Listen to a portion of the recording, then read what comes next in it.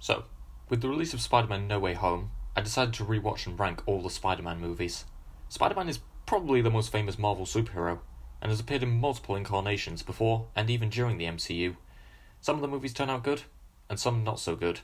But, let's rank the movies. Number 8. The Amazing Spider-Man 2. The Amazing Spider-Man 2 is terrible. Imagine Batman v Superman, which I've done 3 videos about if you're interested, but there's no reason for it to have so many side plots, and the death of Superman adds nothing to the story, and you basically have The Amazing Spider-Man 2. The complicated relationship between Peter and Gwen is interesting, and Andrew Garfield and Emma Stone maintain intriguing chemistry. But there are too many problems for me to call it passable. The tone is rather inconsistent, especially in line with that of the first movie. Some scenes maintain the realism of the first film, while others feature really cartoony action and humour that feel like a poor fit. Electro only wants to fight Spider-Man because the latter forgot his name, while Harry Osborn is underused as a villain, and his Green Goblin costume looks more like a drugged-up Beavis.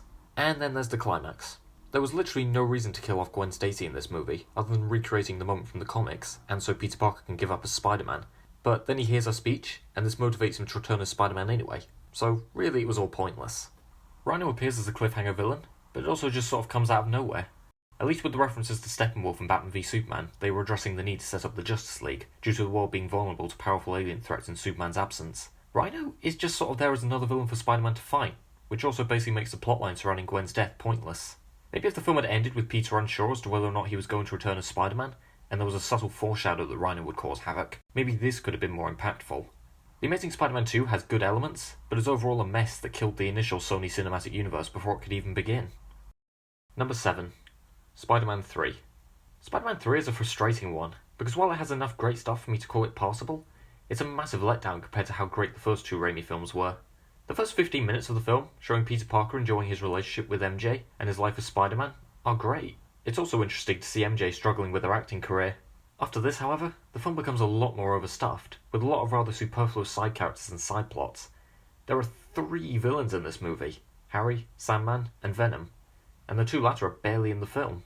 Venom starts off as Eddie Brock, a rival photographer to Peter, who gets fired when Peter reveals his pictures of Spider-Man are fake. He then extracts revenge, becoming Venom, and it feels really rushed.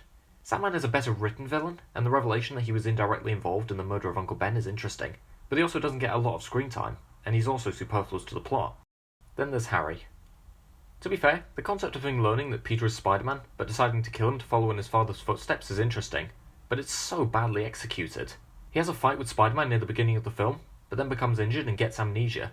Harry starts to remember his motivations, but then his butler decides only now to tell him the truth, which he could have done earlier in the film, or even in the second movie. But no, he had to wait until the climax of the film, so that we could have Harry abruptly return to help Peter fight the villains. With that said, however, Harry sacrificing himself and being killed in a similar manner to his father, as well as his emotional reconciliation with Peter, are well handled. I just wish the rest of his arc was. There's also a romantic triangle in this movie. This movie introduced Gwen Stacy. She's about as interesting as the boyfriend in the second movie. Once again, she's only there as a romantic obstacle between Peter and MJ, and she disappears when she finds out. It's also absurd to me that MJ breaks up with Peter just because she was forced to do so by Harry. Couldn't she just tell him what was going on? I think if Harry had been the main and only villain in the movie, and it had focused on him planning to kill Peter, which led to a 1v1 fight in the climax, it would have been so much better, and there could have been more opportunity to focus entirely on Harry and find a way to conclude his arc without needing to make way for other villains. The film is practically built on potentially interesting concepts that suffer from either being shoehorned in or not properly fleshed out. So, is there anything I like outside the first 15 and the last 5 minutes? Well, it still maintains the interesting cinematography, CGI and action of the first 2 Raimi movies, and the scene where J. Jonah Jameson gets tricked into buying a camera off a kid that has no film in it is pretty funny. And I guess Peter Parker dancing is good meme material. Spider-Man 3 is an uneven film, but it's better than The Amazing Spider-Man 2, because at least the villains have interesting motivations. Number 6. The Amazing Spider-Man. The Amazing Spider-Man takes a different approach to the Raimi films, but a mostly interesting one nonetheless. I can't say it's as good as the first 2 Raimi movies, and I have problems with it, primarily the villain, who I find a bit generic, and the outcome of the relationship between Peter and Gwen. Captain Stacy's dying wish was for Peter to avoid dating Gwen in order to keep her safe, which Peter ends up doing anyway. I definitely think the Raimi films handled this better by having Peter not date MJ for fear of her own safety, a decision he made on his own, but then realising in the next film that she wants to be a part of the risks involved in his life as Spider-Man. Although I do question how Peter can maintain secrecy when he takes his mask off so frequently, I do like the more realistic take on Spider-Man overall.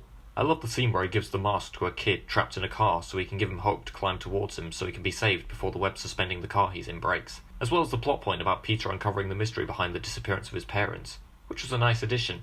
I also think the use of the first-person shots was well done, to give the impression that the viewer is looking through the perspective of Spider-Man, which adds to the overall intriguing action. While I don't like the romance between Peter and Gwen in this film as much as the romance between Peter and MJ, it's not too bad overall, despite my dislike of the outcome at the end, and I do like Andrew Garfield and Emma Stone's performances.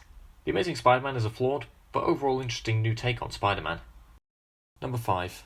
Spider-Man Homecoming. I remember loving Spider-Man Homecoming when I first saw it. Upon rewatching it though, there are things that hold it back a bit, even though it is still a good movie overall. The film doesn't give a lot of backstory to Spider-Man, and while I think they did this under the assumption that everyone was already familiar with it from the Raimi and Webb films, not everybody is. Consequently, it might be harder to appeal to those not already familiar with Spider-Man's backstory. Despite this, Homecoming is a good movie overall. I enjoy the film focusing on Peter's high school life and his attempt to juggle his superhero life with it. I also think Tom Holland is the best live-action Spider-Man to date, and really showcases Peter's socially awkward personality. I also like the differences from the previous films, and the way Iron Man is used to aid them, with him providing a more advanced suit compared to Peter's more mediocre spider suit. And this is a controversial scene, but I think what Tony Stark says to Peter about the suit is interesting, and I think Ethan Jackson's answer to the question on Quora, is very in-depth. If I were to add to this, I think this adds to Peter choosing to remain a friendly neighbourhood Spider-Man, rather than becoming an Avenger with an even more advanced suit than the previous one provided by Stark. He's found understanding in how he does have the traits needed to be Spider-Man, and he doesn't need a highly advanced suit to accomplish it. The Vulture is a very fleshed out villain with understandable motivations of going criminal to support his family, a bit like Walter White in Breaking Bad, and Michael Keaton plays him really well, though my theory would be that his scenes are for a teaser for Birdman: The Phoenix Rises. All we need is for him to screech, which will explode into millions of eardrums.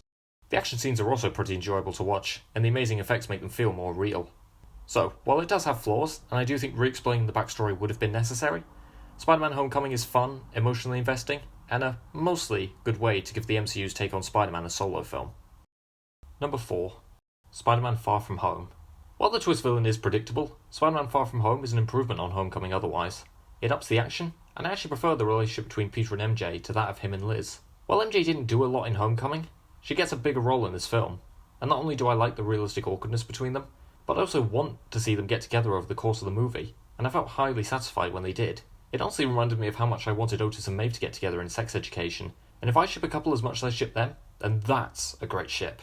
I also like the role given to Happy in this movie, and how he's been trying to take care of Peter following the death of Tony Stark. Seeing Nick Fury in a big role again is also great, and as well as being a highly crucial character in the story, he also gets his share of hilarious moments.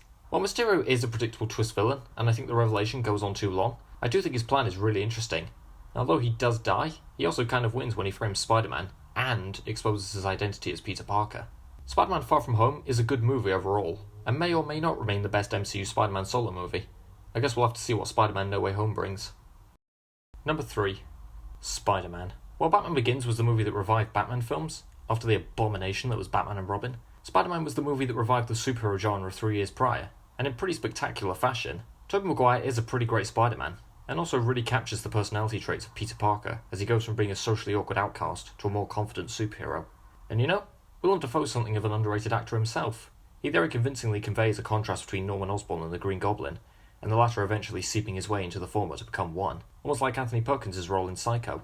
While Batman and Robin had a very messy and inconsistent tone, Spider-Man successfully juggles action, humour, suspense and drama, and always uses them at just the right moments, while balancing them all out. The relationship Peter has with MJ is very heartwarming, and although he says he can't be with her at the end, we can understand the situation he's in. The final battle between Spider-Man and the Green Goblin is both suspenseful and tragic, as along with the amazing action, we also see just how far Norman has fallen, and Peter's conflicted emotions in whether or not to sympathise with his situation. The music by Danny Elfman is also fantastic and suits every scene. There are a few things I don't like though I do think the CGI effects are good for the most part. Some of them aren't great, even for 2002. And the line, "That's a cute outfit. Did your husband give it to you?" is kind of homophobic. Despite this, Spider-Man is still a great superhero film. Number 2. Spider-Man 2. Spider-Man 2 takes everything that made the first film great and makes them even better. It ups the drama, it ups the action, it ups the cinematography, and it really ups the CGI. Granted, there are problems with this movie too, primarily in some of the character writing. MJ's boyfriend doesn't really add much to the story. He's just sort of there as a way of MJ moving on from Peter. He's not unlikable, but he's also not an interesting character. What's more, the fact that MJ pretty much ditches him on the day of their wedding because she still loves Peter is a bit of a dick move. Maybe if he was abusive or disloyal it would be more justified, but he does nothing to warrant it. Harry is reduced to the single trait of being unable to get over his father's death and wanting Spider-Man dead. While it's understandable, it's also kind of weird that he mistreats Peter frequently, even before finding out that he's Spider-Man. But with that said, that conflict he faces at the end over avenging his father's death, which also comes with killing his best friend, is interesting. So while I'm not a huge fan of Harry's character in this movie, the conflict he faces at the end is an interesting one. Speaking of conflicts, Peter's is amazing. Throughout the film, he battles with the idea that while his role as Spider-Man is heroic, it's also a burden on his life as Peter Parker. His relationships with MJ, Harry and Aunt May, and his jobs, are all negatively impacted by this, and when he does give up, his motivations are completely understandable. What I especially love is how Peter neglects to be with MJ because she could get hurt as a result of his life as Spider-Man, but then ironically, Dr. Octopus kidnaps MJ, and Peter realises he has to return to his role as Spider-Man in order to save her. And her realisation that she loves Peter enough to be willing to live through the risks with him is a very poignant one, when you separate it from her just abandoning her fiancé on the day of the wedding, that is. I hear people say that they don't like MJ because she maintains a negative attitude towards Peter for most of the film, but I personally understand why that is. Although we as the audience understand why Peter has to keep letting MJ down, MJ doesn't know that Peter is Spider-Man, and to her, it seems as though Peter is discarding her. It's through her realisation that Peter is Spider-Man that makes her realise that he still loves her. Alfred Molina is a great newcomer as Dr. Octopus, and the character makes for an intriguingly complex villain, perhaps even better than the Green Goblin. There are 3 specific technical aspects that are up by this film: the action, the CGI, and the cinematography. All 3 are phenomenal, and they walk off each other brilliantly to make the film feel even more real and cinematic.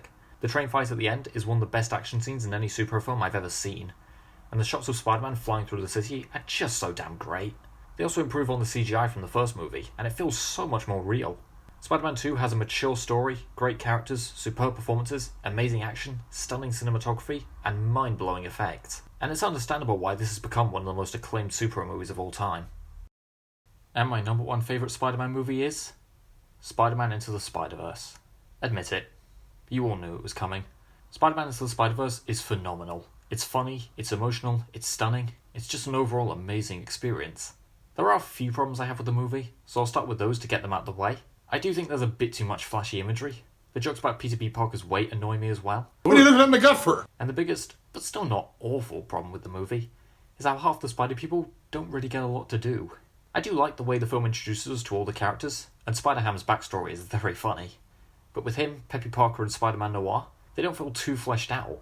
And while Ham and Peppy get to be active during the climax, Noir doesn't add a whole lot, which is a shame, because he's an entertaining character when given the opportunity, especially when he leaves with a colourful Rubik's Cube. But my god, is this movie amazing otherwise. I think one of the best things about this movie is the choice to make the film about Miles Morales instead of Peter Parker. This way, whether you're familiar with the previous Spider-Man films or not, you're getting a fresh backstory regardless. Surprisingly though, the film opens with the introduction to Peter Parker, and quickly takes us through his backstory, including a hilarious jab at Spider-Man 3. They also provide backstories for all the Spider people in the film, and they're either highly emotional or very funny. My god, does this film look amazing.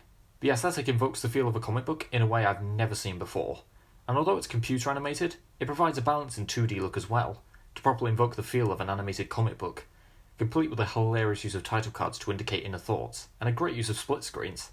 In addition to this, the shot of Miles being out of line with the spider suit when he's not ready, before showing him in line with it when he's ready, followed by him jumping off the building and excelling with his powers, feels like a huge triumph, where I am fully immersed in what the screen is feeding my eyes. Spider-Man Into the Spider-Verse is easily the best Spider-Man movie ever made, and deserves all the acclaim it gets.